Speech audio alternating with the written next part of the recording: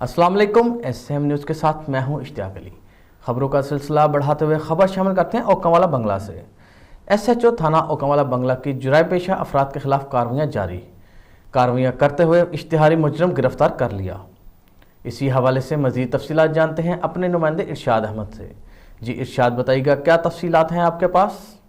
जी बिल्कुल, तफसीलात के मुताबिक डीपीओ साहिवाल सादिक हुसैन बलोच की हदायत पर साजिद महमूद गोंदल की जेर निगरानी मोहम्मद जफ़र खान एसएचओ थाना उकाम वाला बंगला और इनकी टीम ने कार्रवाई करते हुए मुजरम इश्तिहारी कैटेगरी ए अमीर वालद रमज़ान कौम खोखर सकना D/60 पाकपतन मुतलका मुकदमा नंबर 195/21 बाजुरम 392 तापे को गिरफ्तार कर लिया।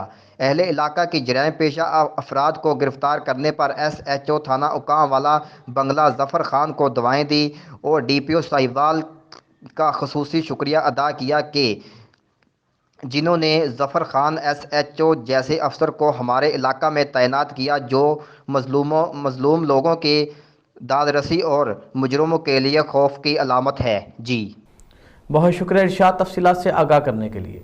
अब तक के लिए इतना ही। मज़ीद खबरों के लिए देखते रहिए एसएम न्यूज़।